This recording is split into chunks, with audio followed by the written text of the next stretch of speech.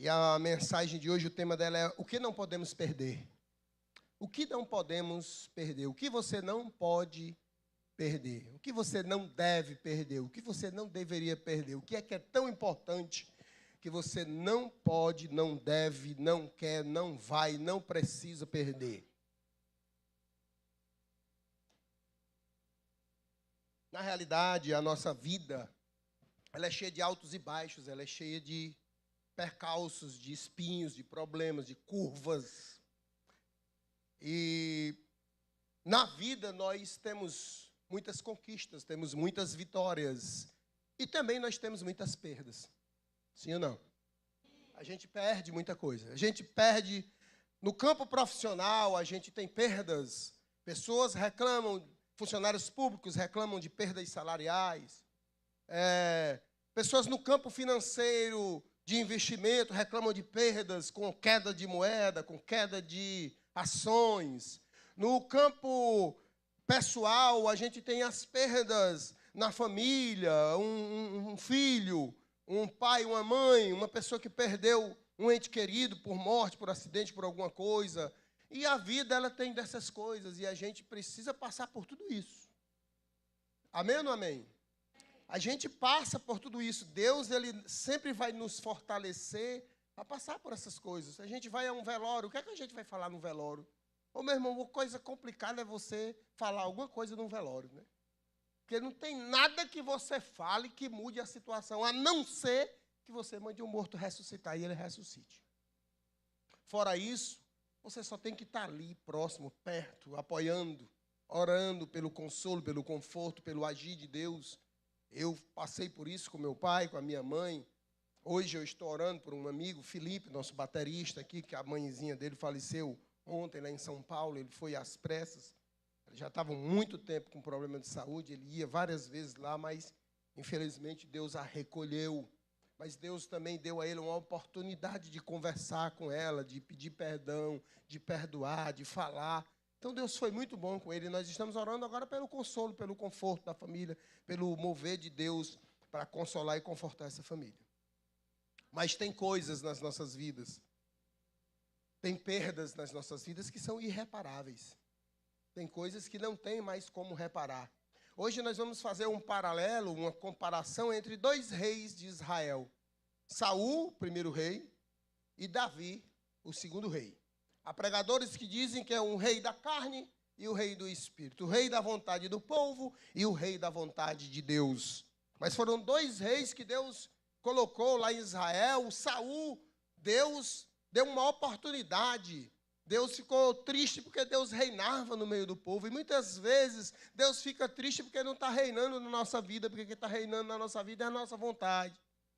E aí vem as perdas. E aí você vai ver na história de Saul que ele reinou com a mão de Deus e teve vitória. E quando ele achou que a mão dele era forte, ele teve derrota.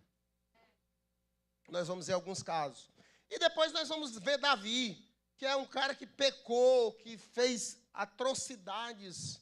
Mas a Bíblia fala que Deus restaurou Davi, porque Davi, ele era um homem que ele pecava, mas ele reconhecia o seu pecado, não escondia o seu pecado, e ele se vestia de saco e se cobria de pó e de cinzas para reconhecer o seu pecado e pedir a misericórdia de Deus. Nós perdemos muitas coisas, bens, posições, títulos, reconhecimentos, mas continuamos de pé. Tá bem? Mas continuamos de pé. Por quê? Porque nessa caminhada, Deus está conosco, sustentando na nossa mão. Mas eu caí, mas eu perdi, mas você está vivo. Deus continua segurando na sua mão e você pode avançar. Amém? Existem coisas que são perdidas e que a gente, às vezes, até substitui por outras coisas. A gente até esquece, aquilo não deu certo, a gente vai nesse outro caminho. Mas tem uma coisa, que se a gente perder, é um dano irreparável para a nossa vida. E se alguém que está aqui perdeu isso hoje, corra para recuperar. É a presença de Deus. A presença de Deus, ela não só faz a diferença, ela é essencial para que a gente viva. Porque sem a presença de Deus, aí eu volto a falar dos reis. Saul, ele preservou o trono dele por um tempo.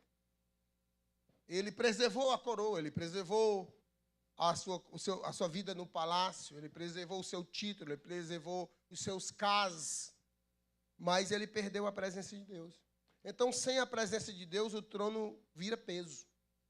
Sem a presença de Deus, a minha vida vira um peso, a sua vida vira um peso. A coroa vira um enfeite, as suas conquistas viram apenas um enfeite. Talvez uma foto, um porta-retrato na parede, olha, eu conquistei isso, mas você está distante de Deus. O ministério vira religiosidade, a vida vira uma sobrevivência espiritual. Hoje a gente vai aprender um pouco sobre isso, olhando para esses dois reis, para Saul e para Davi. Saul manteve o trono, perdeu a presença, perdeu tudo. Davi podia perder qualquer coisa, mas ele só não queria perder, era a presença de Deus. Davi nos mostra que o sucesso não é a nossa identidade. Sucesso não é o que nos identifica. Aquela pessoa é engenheiro, ele tem um sucesso, construiu aquele prédio mais alto. Mas alguém vai chegar e diz, pense num cabra ruim. Esses dias eu estava conversando com uma pessoa e ele estava falando sobre uma pessoa, ele disse, se tem gente ruim na face da terra, é aquela pessoa. Eu disse, é mesmo? É. Pense numa pessoa ruim, numa pessoa má, então não tem nada. Ele conquistou, construiu uma torre, mas é uma pessoa que não tem testemunho, que não tem vida cristã, não tem vida no altar, e todo mundo vê isso. Então, o sucesso não é a nossa identidade, performance não tem nada a ver com fé, e chamado não é função, né, Dixon? Chamado não é função. Função quem tem para nós é o mundo. E a primeira coisa que eu quero compartilhar é, assim como na história de Samuel, e aí tem uns textos lá de 1 Samuel 13, 1 Samuel 15, que a gente vai andar um pouco deles aqui, e lá também no Salmo 51. Samuel vai para uma batalha, e Samuel coloca Jonatas no comando de um grupo e vai para um outro lugar, e Jonatas vai lá e vence uma guarnição dos filisteus, e aí Saul manda tocar trombeta em toda a terra. Olha, o primeiro perigo, a trombeta. O primeiro perigo é tocar trombeta por causa de uma vitória parcial. Isso é sério, irmão. Primeiro perigo. Eu não estou dizendo que foi um pecado. Eu não estou dizendo que foi por causa disso, mas isso já começava a revelar o coração de Saul. Suas atitudes começam a revelar seu coração. O que você faz, como você pensa, como você age, como você responde às coisas, revela quem você é e o seu coração. Você pode até esconder, mas numa hora determinada, você vai acabar se revelando. Sim ou não? É desse jeito. E aí Saul manda tocar trombetas. O que é que acontece? Os filisteus lá juntam o maior exército possível, não sei quantos mil bois, ou mil cavalos, não sei quantos mil homens. E aí o povo de Israel começa a se esconder nas cavernas. Jonatas tinha 1000, Saul tinha 2000, e eles tinham milhares. E o povo começa a se esconder por causa do terror daquilo que ia acontecer. Porque se ele não toca trombeta, ele iria com a mão de Deus e ia esperar Deus dizer, vai. Aí manda chamar Samuel. Aí Samuel diz, só você vai lá, daqui a 7 dias eu chego lá. Ele espera, dá o 7º dia, o povo, rapaz, os homens vão matar a gente. Deu 7 dias, e agora o que é que vai acontecer? Como é que essas muralhas vão cair, meu irmão, se nós já estamos com 6 dias só rodando ao redor? Nós não vamos fazer nada, não vai ter uma dinamite para derrubar essa muralha? Não vai ter uma bomba, algum artefato poderoso de guerra? Não, só toca a trombeta. Estou falando agora das muralhas de Jericó, e aí Saul age da mesma forma. Samuel não chega, Saul diz, traz tudo para o holocausto e vamos fazer o holocausto. E aí ele fez a pior besteira da vida dele. Porque ele se apressou. E é o primeiro ponto que eu quero compartilhar. A pressa não substitui a presença. Não se apresse. Espere a presença se manifestar. Porque você tem que ter muito cuidado. Sabe, uma coisa que a gente diz muito? Eu sou igreja. Eu falei sobre isso hoje, foi? Eu sou igreja.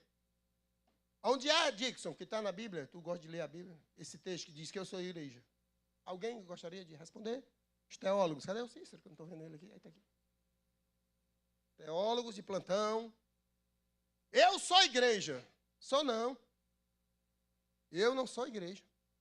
Eu e você individualmente, nós não somos igreja. Igreja é o ajuntamento, porque a igreja é um organismo, um corpo vivo. E esse corpo precisa estar com seus membros todos no lugar. Se o membro sai do corpo, ele deixa de fazer parte do... Arranca um dedo e joga fora, espera 5 dias. E vai tentar colar. E eu posso dizer isso por experiência própria, porque eu tenho um filho que não tem um dedo, né? E eu peguei, quando ele cortou o dedo, eu peguei o dedo e levei para o IJF junto. Só que quando chegou lá no IJF, o menino chegou lá às 7 horas da noite, foram atender 1 hora da madrugada, o dedo já não tinha mais. Se tivesse agido imediatamente, talvez tivesse colocado no lugar. O médico ainda disse assim, se fosse em São Paulo, eu digo, mas eu não estou em São Paulo, eu estou em Fortaleza, irmão. Né? Aí o meu filho olhou para mim e disse, pai, não vai ser um dedo que vai me definir. Com dedo, sem dedo, eu vou continuar a minha vida. Não tem o que fazer, está feito. Perdeu o dedo. E aí aquele dedo vai servir para quê? Nada, tive que receber um documento, tipo um atestado de óbito, dizendo que o dedo foi amputado, assim, sabe? O abençoado também, esse mesmo abençoado, ele também não tem um olho. É o pai do Cauê, viu, gente? Vocês conhecem o Cauê aí, né? Ele também não tem um olho, porque ele nasceu com um problema chamado retinoblastoma. Ele foi desenganado por vários médicos, que há 33, 34 anos atrás, ninguém ouvia nem falar sobre isso.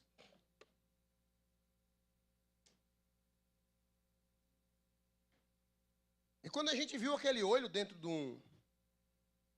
um vidro, a minha esposa se desesperou, ela ficou meio descontrolada, porque na cabeça dela ela tinha que pegar aquele olho e traçar lá ele todinho, porque era aquele olho que tinha causado o problema do meu filho, né?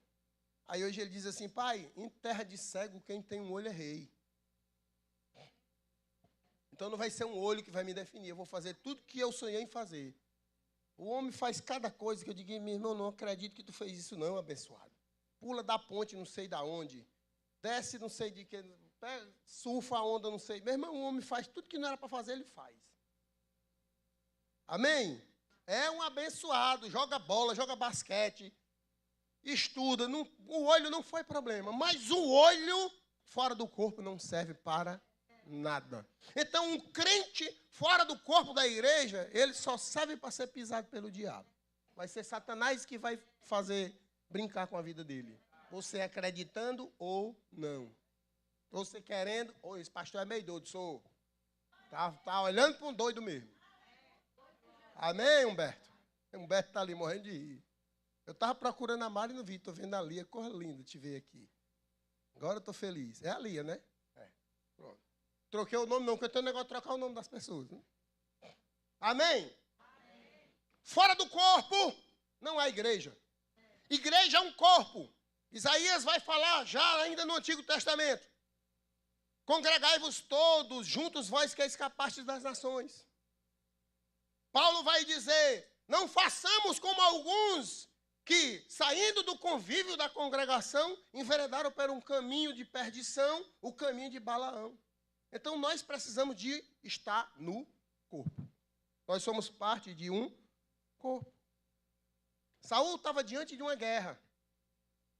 Deus entregou os seus inimigos. Mas para a próxima batalha, Saul se apressou. E a pressa não substitui a presença. E ele foi sacrificar. Porque o povo começou a sair. A pressão começou a aumentar. O medo vai crescendo. E quando as coisas estão demorando, quando as coisas estão piorando, a gente tem o medo, a gente tem a pressão. As pessoas começam a dizer, o menino deveria fazer isso, deveria fazer aquilo, por que não faz aquilo? E Saul toma a decisão mais fatal. Ele diz, traz o holocausto. Saul faz o que não competia a ele. Quem era que ia fazer? Samuel, o profeta. Ele era rei, mas ele não era sacerdote. Ao contrário do Davi, que era rei e era sacerdote. Rei, profeta e sacerdote. Amém? Davi poderia ter feito, mas Saul não. O erro de Saul não foi o sacrifício. Não foi só simplesmente o fato de sacrificar. Foi a desobediência, porque Samuel disse, eu vou lá e vou fazer o sacrifício. Prepare as coisas, porque eu vou chegar em determinado horário, determinado dia, e vou fazer um sacrifício. Então ele desobedeceu. Ele tentou resolver o problema sem depender da presença de Deus. Ei, meu amigo, não tente resolver seus problemas sem depender da presença de Deus. Você vai entrar em depressão, você vai entrar em opressão, o inimigo vai entrar na sua mente. Daqui a pouco você está confundindo Jesus com Genésio.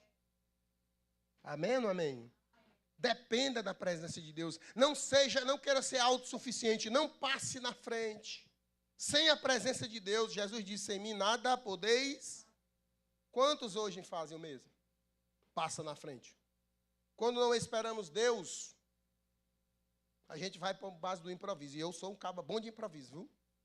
Eu sou bom de improviso. Ninguém diz, o pastor esse é desenrolado. Pois é, eu sou um cara bom do improviso. Quando não dá certo de um jeito, eu invento qualquer outro jeito e nós vamos. Tem hora que é bom, mas tem hora que não é. Amém ou não amém? Pastor, é eu mesmo. Estou pregando para mim. Porque quando Deus silencia, a gente tende a atropelar o processo. Quando a pressão vem, a gente vai sacrificar princípios. Amém ou não amém? Quer ver um princípiozinho bem bonzinho que a gente sacrifica?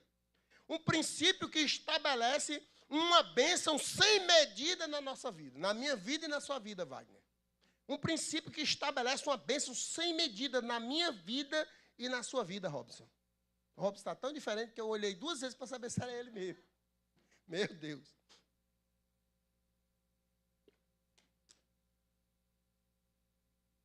Tem um princípio espiritual que estabelece uma bênção sem medida. Uma bênção tal que dela vos advém a maior abastança. O princípio do dízimo. Quando o negócio aperta, opa, peraí, esse mês não vai dar para pagar as contas, não. Se eu dizimar, eu não pago as contas. Aí você sacrifica o princípio. Aí você perde a bênção. Simples. Ai, Deus é um Deus. Não. Ele estabelece os princípios. Trazei todos os dízimos para a casa do tesouro, para que haja mantimento na minha casa, e depois fazei prova de mim, se eu não vos abrir as janelas dos céus, e derramar sobre vós uma bênção tal que dela vos advenha a maior abastança. Aí eu repreenderei do meio de vós o gafanhoto, cortador, migrador, devorador e destruidor, para que não consuma o fruto da sua vinde, o fruto do seu trabalho. Olha que coisa maravilhosa o fato de eu ser um dizimista. Pegar 10% de tudo que Deus me proporcionou ganhar e devolver. Mas quando a coisa aperta, esse mês não vai dar para dizimar. Esse mês não vai dar para ser abençoado. Esse mês não foi abençoado. E eu vou um mês e um abismo atrai outro abismo. Pastor, o senhor tem certeza? Tenho, que eu já passei por isso, meu bem. Ou você acha que eu sou o santinho? Você acha que eu sou o bonitão das tapioca? Já passei por isso. Por isso que quando o negócio chega, a primeira coisa é o que? O dízimo. Opa, peraí. Aí não vai pagar as contas, eu quero lá saber de conta, eu faço igual o Cício. E o Kiko eu tenho a ver com isso? O meu negócio é dar o meu dízimo. Depois, Deus proverá. Ele nunca deixou faltar. Amém ou não amém? Você pode aplaudir Jesus por isso?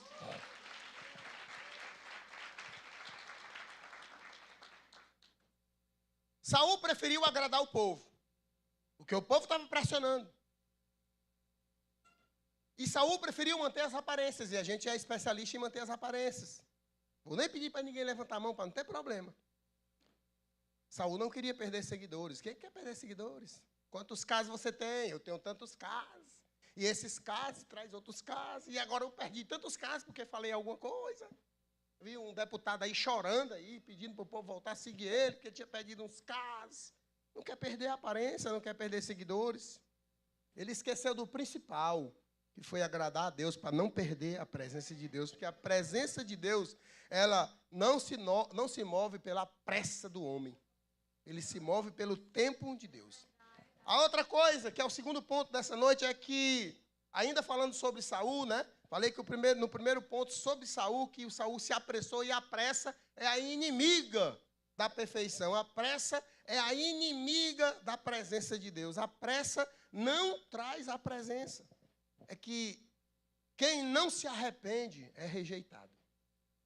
Que a Bíblia diz, aquele que se arrepende deixa misericórdia. Simples. Se o meu povo, que se chama pelo meu nome, se humilhar e orar e buscar a minha face, e se arrepender dos seus maus caminhos, eu ouvirei dos céus e sararei a vossa terra. O arrependimento é o que restaura a presença de Deus. Quarta-feira, foi quarta-feira eu preguei, eu falei sobre isso, que todos pecaram e todos foram destituídos da glória de Deus. Aí João vai dizer que aquele que disser que não tem pecado é mentiroso, a mentira vem do diabo, que é o pai da mentira. A nossa luta, a maior batalha do cristão hoje, irmão, hoje, eu vou te dizer aqui, se você quiser sentar comigo numa mesa para nós estudar teologia, estudar a Bíblia, nós estudamos. A maior batalha da igreja, dos crentes de hoje, é restaurar a glória de Deus na vida dele. Enquanto ele não entender isso, ele vai na peia, nos trancos e barrancos, ganha uma coisa aqui, perde outra acolá, uma coisa dá certo, outra dá errado. Mas enquanto não restaurar a glória de Deus na vida dele, enquanto Deus não se manifestar na vida dele, enquanto o Espírito Santo não agir na vida dele, enquanto ele não for movido por Deus, vai ser peia. É a nossa luta. Todos pecaram e todos foram destituídos da glória. Nós precisamos buscar restaurar a nossa comunhão com Deus para restaurar a glória de Deus, porque só a glória de Deus se manifestando na nossa vida, aí sim a gente vai de vitória em vitória. Amém? Glória a Deus. Deus dá uma nova ordem a Saul, destruir totalmente os amalequitas. Aí Saul vai novamente. Ele obedece, mas obedece parcialmente. Quantas coisas nós obedecemos parcialmente? Aquele princípio, lá antes, do dízimo que eu falei. Já que está apertado, eu vou dar só a metade. Né?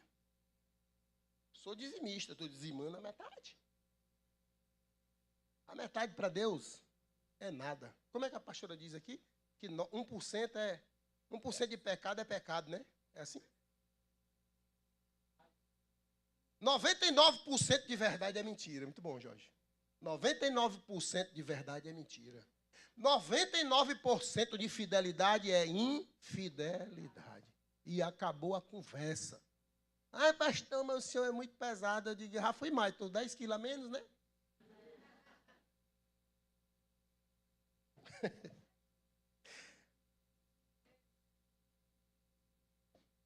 Não obedeça parcialmente. Aí Saul faz uma coisa aparentemente boa. Espera aí, nós vamos destruir tudo, não é? Bora. Pega aí umas novilhas boas, uns carneiros gordos, para nós fazer um holocausto para o Senhor. Pega os ouro aí, para botar lá no templo, para enfeitar. Tem gente querendo enfeitar a palavra de Deus, querendo enfeitar Jesus, querendo enfeitar o Espírito Santo, querendo enfeitar. Vou fazer um curso de oratória para eu orar bonito. Ei, meu irmão, essa oração não passa do teto. A oração bonita é aquela que come rasga o coração, diz quem ele é e fala com Deus e Deus responde. Irei cachorro.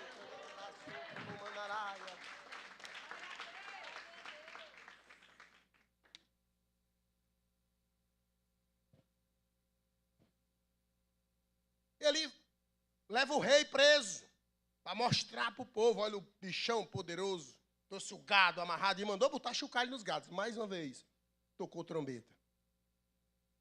Eu estou falando aqui, você sabe o que é chocalho, né? A Bíblia fala de outro nomezinho que eu não sei nem como é.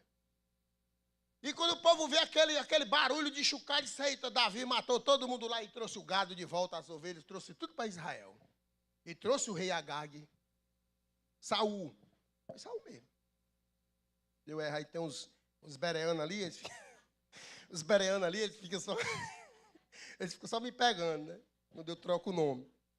Guardou o melhor do gado e poupou o rei. Aí chega Samuel e diz, você cumpriu a palavra do Senhor? E Saul diz, cumpri. E ele disse, e essa zoada de chocalho aí, o que é? Rapaz, é porque também, né? Qual foi a ordem que Deus deu? E mais uma vez, Saul cai em desgraça. E aí, todo mundo sabe a história, Samuel pega a própria espada de Saul e mata o rei Agag e manda matar tudo. Irmão, isso é muito forte. É possível você dizer que obedeceu, você cantar bonito, você manter o trono, manter a aparência e ainda assim está em rebeldia. É possível eu subir aqui, fazer uma pregação, a coisa mais linda do mundo e estar em rebeldia. É possível eu cantar aqui um louvor, porque a minha voz é muito mais bonita do que a desses caras. Tudo dia aqui eu cantar, mas não, foi o que eu falei? Não. Eu cantar bonito, mais ou menos, e eles atrapalhar eles aqui, eles no lugar de me acompanhar, me perseguir. E eu estar em rebeldia com o Senhor. As aparências enganam verdadeiramente. E Saul estava mantendo só as aparências e ele ainda faz uma proposta para Samuel. Só me honre diante do povo. Como é que você quer que eu reine no meio desse povo se você não me honra? Tem tanta gente querendo honra, né? Buscando honra, querendo ser honrado. Nós estamos vivendo esse tempo. Samuel diz, olha, obedecer é melhor do que sacrificar. E ele diz ainda algo ainda mais sério que nós devemos guardar.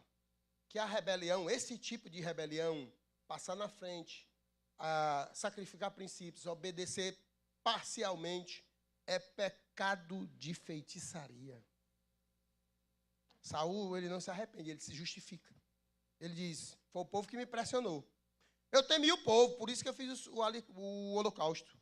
Foi para os bois eu trouxe para fazer um sacrifício para o Senhor. Ele não chorou pelo pecado, ele chorou pela reputação. E aí nós vamos ver o outro rei, a diferença de um para o outro. Aí ele diz, honra-me diante do povo. Ele queria manter o trono, ele não queria restaurar a presença. Resultado? Continuou o rei, continuou com a coroa, continuou centrado no trono, mas Deus se retirou. Deus chega para Samuel, lá no capítulo 15, e diz, Que é, Bereia? Deus chega para Samuel, lá no capítulo 15, e diz assim, Samuel, eu me arrependi de ter constituído Saul rei sobre Israel. Porque esse rei aí era o rei do povo, mas eu já tinha um homem, que era um homem que ia fazer tudo o que eu mandasse. Esse aí só faz o que ele quer. E aí a Bíblia diz que o Espírito do Senhor se retirou de Saul. E o pior juízo não foi perder o trono, foi perder a presença. A pior desgraça não é você perder bens, não é você perder título, não é você perder cargo, não é você perder emprego, é você perder a presença. É você perder a presença. Porque se você perder a presença de Deus, aí você está por conta própria. E foi o que aconteceu com Saul. Isso foi a derrocada final do reinado de Saul. O terceiro ponto que eu vou compartilhar agora, nós vamos falar um pouco sobre Davi. É que quem se arrepende atrai a presença de Deus. O arrependimento sincero, verdadeiro, atrai a presença de Deus. Davi pecou e pecou gravemente. Ele adulterou, ele mentiu, ele mandou assassinar o seu melhor amigo, pegou a mulher do cara, mas existiu a diferença essencial entre Saul e Davi, entre Davi e Saul. Quando Davi foi confrontado, ele não se defende, não se desculpa, não bota a culpa em ninguém, não se justifica. Chega lá o profeta Natan e diz, meu rei, deixa ele fazer uma pergunta. Ele todo por ali, né? Apaixonado pela Betseba, e o homem apaixonado é bicho complicado, viu? Ou coisa ruim. Um homem tinha muitas ovelhas. E o seu vizinho só tinha uma. E ele entra no terreno do seu vizinho e rouba a única ovelha daquele outro homem. Ele tendo muitas ovelhas. Que merece um homem desse? Davi diz, tão certo como vive o Senhor, que esse homem deve morrer. Me diga quem é para eu mandar logo matar. Diz, é você mesmo. Você tinha suas mulheres, suas concubinas, aí você fez o que fez. Aquele vergonha na sua cara, rapaz. A máscara caiu, porque a máscara sempre cai, irmão. A máscara ela pode estar bem amarrada, o elástico pode ser seguro, pode ser. Uma hora ela vai cair. Não tem para onde correr. A máscara sempre cai. Ele não se justificou. Ele disse, pequei contra o Senhor. Está em 2 Samuel capítulo 12. Pequei contra o Senhor e contra o Senhor pequei, somente contra o Senhor. Davi, ele entende algo profundo. O pecado não é só o erro. O pecado é quando você rompe a comunhão com Deus. Esse é que é o grande problema. O grande problema do pecado é que ele corta o seu relacionamento, ele rompe a sua comunhão com Deus. Esse é o grande problema dos crentes de hoje. Eles pecam, não se arrependem, ficam por aí, não foi só essa vez, quando pensa que não vai outra, aí a outra vez, não, isso aqui não tem nada a ver, isso aqui não tem nada a ver e tal. Não, isso aqui não mata ninguém, quando não mata engorda, inventa logo uns ditados, jeitinho brasileiro, aí ele rompe a comunhão com Deus, aí um abismo atrai outro abismo, um pecado atrai outro pecado, e quando pensa que não, está lá o irmão atolado em tudo aquilo que é pecado. E o pior é que muitas vezes é contra as suas próprias crenças, contra todos os princípios que ele aprendeu. Tem gente que está dentro da igreja, aprende depois. Tipo, como é que aquele cara aprendeu? Pelo amor de Jesus Cristo. Que ele era mais crente do que eu. Mas Deus, ele ainda pode restaurar a minha vida e a sua vida. Deus ainda pode ouvir o clamor do seu arrependimento. Deus ainda existe um tempo, ainda existe um espaço, ainda existe um momento. E talvez esse momento seja hoje, de Deus restaurar a sua comunhão com Ele. Deus está chamando você para perto, para uma comunhão. Porque talvez aquilo que você achou que não era nada, rompeu a sua comunhão com Deus. E você precisa hoje restaurar. E eu quero orar por isso no final. Restaurar a presença de Deus. Davi não disse, Senhor, me devolve o trono. Senhor, mantém minha reputação. Preserva a minha imagem. Me honra diante do povo. Não. Ele disse, Senhor, não me lances fora da tua presença. Não retires de mim o teu espírito. Não me lances fora da tua presença. Não retires de mim o teu espírito. Sabe o que é que Davi está dizendo? Senhor, pode tirar tudo.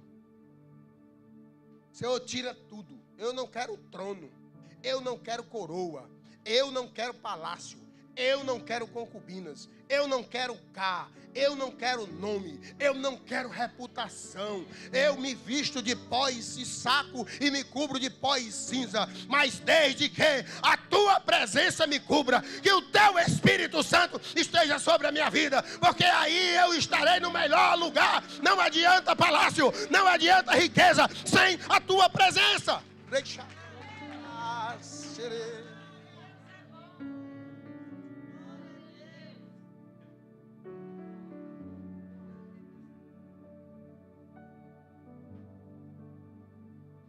Davi sabia que sem o trono dava para viver.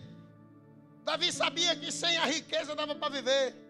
Davi era acostumado a viver se escondendo nas cavernas, com Saul atrás do rastro dele, mata, não mata, pega, não pega, vai, não vai. Davi era um guerreiro experiente. Tem gente que diz que não, meu irmão, um cara que mata um urso e mata um leão, é um cara experiente, não é um soldadozinho qualquer que vai derrotar um cara desse. Embora haja relatos de que Davi era franzino. Mas tem uns baixinhos tão valentes, meu irmão, com coisa que eu vou te contar. Viu?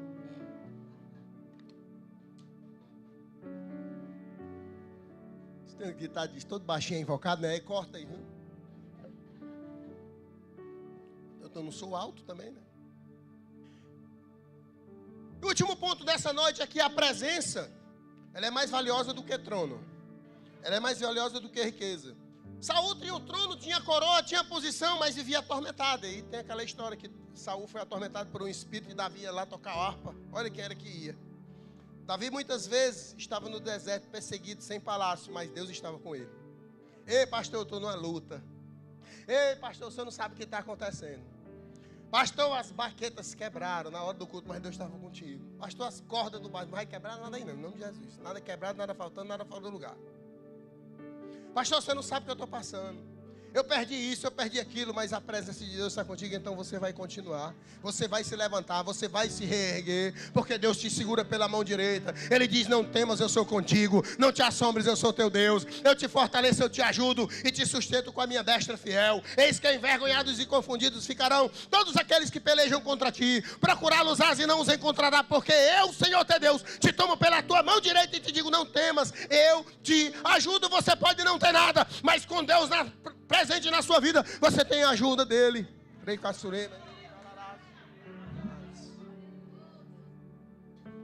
Saul terminou inseguro, perturbado, doido. E o pior, consultando feiticeiros.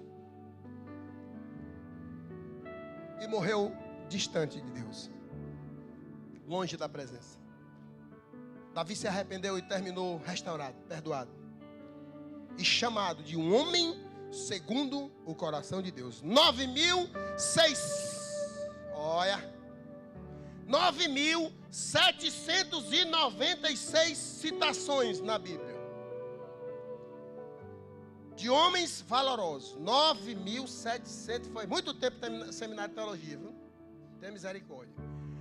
Mas só um a Bíblia chama de um homem segundo o coração de Deus.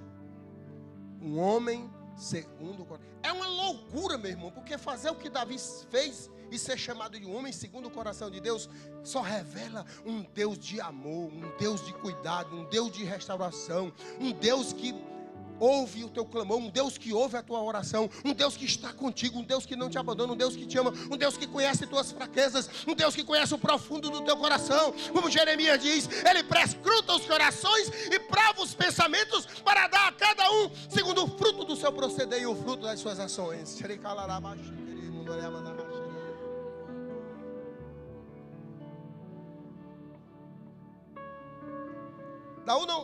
Davi não foi chamado de um homem segundo o coração de Deus porque não pecou, pelo contrário.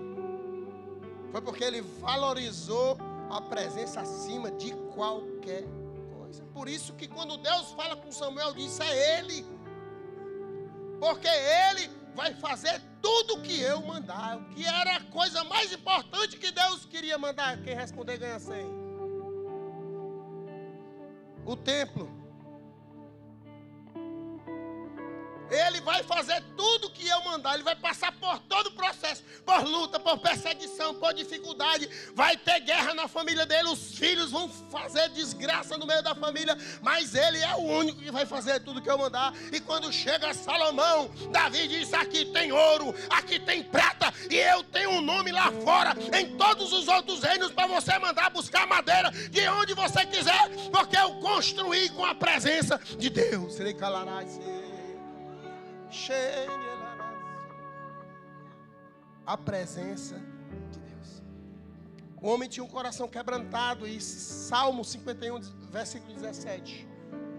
Um coração quebrantado e contrito não desprezarás, ó Deus.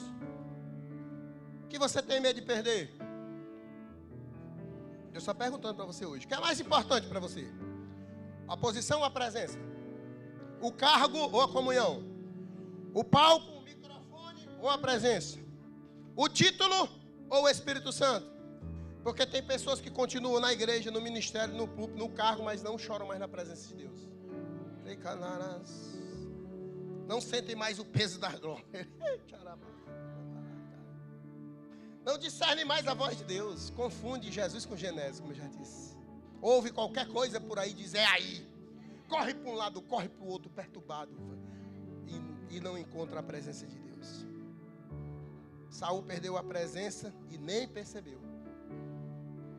Davi percebeu logo o grande erro, a grande bobagem, que quase tinha perdido tudo, mas lutou para não perder a presença de Deus. Tudo que eu quero, meu irmão, é um coração igual o de Davi. Senhor, tira o que for preciso, mas não me tires a tua presença. Eu quero 5 voluntários aqui na frente, que eu vou dar uma explicação aqui, como é que é a história aqui, da presença de Deus. 5, vai ligeiro, senão eu vou dizer pelo nome. Vai, Lucineide. Vai, Tiago. Vai, bora. Distribui aí, 5 folhas. Faça uma bola de papel bem bonita aí.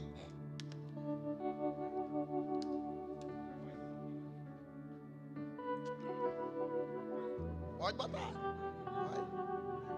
Uma bola de papel bem bonita. Vamos lá, gente, é ligeiro. Tem mais tempo não, o relógio ali, ó, ele não gosta muito de mim não. Pode levar. Não, aqui não. Essa aqui, ó. Bora lá? Atenção. Quem tem uma cédula de 100 reais aí no bolso, bem novinha? Só quero se for nova. De 200? Foi que levantou a mão? Levantou e baixou por quê, irmão? Uma cédula de 100 reais? Que é isso, pai? Eu tinha bem umas 4 aqui há uns 5 anos atrás, né? Eu ia dar um prêmio de 100 reais. Quem pode fazer um pix de 100 reais para quem acertar uma bolinha dessa dentro desse copo aqui, ó? Pronto. Eu quero que vocês fiquem ali onde está aquela mulher dos vestidos de bolinha. Tá tão linda a Aurizinha, fica ali. Mais para cá um pouquinho, faz uma fila. Bora. Aí. Quem acertar uma bolinha dessa aqui é 100 reais. Até estar mais para perto. Daí, jogando daí. Se acertar aqui dentro é 100 reais. Vai. Primeiro, vai. Joga. Epa.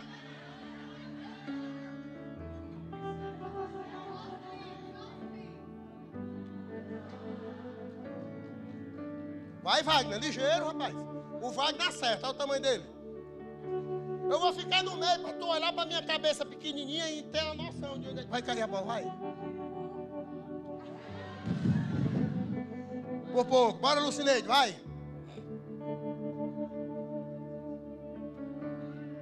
Vai, agora eu digo sim. Acertou! Agora eu estou botando a maior fé. Um bicho bonito desse aí, com certeza ele tem uma boa pontaria. Vai.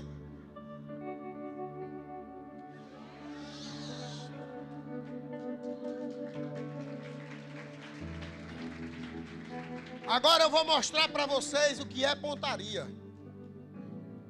Eu vou mostrar para vocês como é que se acerta, viu? Dá licença aqui, Thiago. Hoje ele não dorme. É assim, ó, presta atenção. Olha só lá pro copo para vocês verem a bichinha caindo lá dentro do copo. Lá pro copo, estão olhando para mim por quê? Olha, presta atenção. Aí vocês vão dizer que se eu não era bom de baladeira e de funda. Peraí, eu estou me preparando. Vai dar certo, Aurinha? Vai. Não, peraí. Deixa eu ver, peraí. Não, peraí. Não, vai dar certo assim, peraí.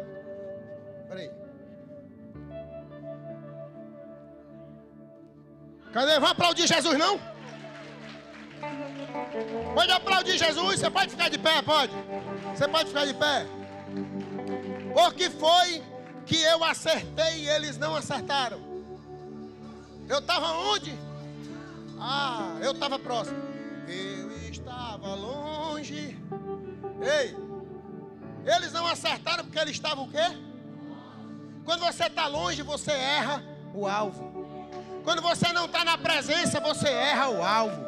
Quando você não está na presença, você não acerta. Quando você não está na presença, nada dá certo. Mas quando você está próximo, você está sempre acessando o bom tesouro do Senhor. Quando você está perto, na presença, aí tudo acontece. Porque na presença de Deus, até a tristeza salta de alegria. Tudo que você busca, tudo que você procura, tudo que você quer, está na presença. E essa presença é proximidade, não é distância. Não adianta querer acertar o alvo longe do Senhor, fora da igreja, fora da congregação, você vai errar. Mas na presença do Senhor, na presença de Deus, aí tudo será restaurado. Eu estava longe, você estava perto, eu te rejeitei em troca, recebi. Adora Jesus, adora Ele.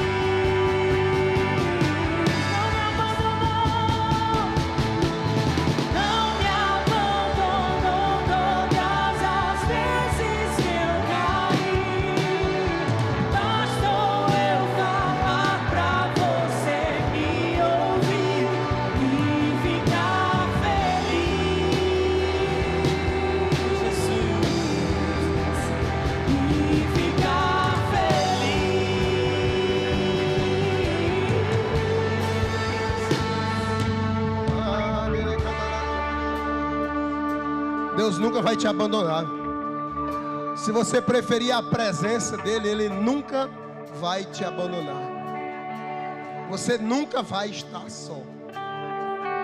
Meu convite para você nessa noite é para você retornar para a presença de Deus. Eu não sei o que você fez, o quanto que você fez, como você fez, mas eu sei que existe um Deus aqui hoje dizendo que te ama. Existe um Deus aqui hoje dizendo que é possível restaurar sua comunhão com Ele.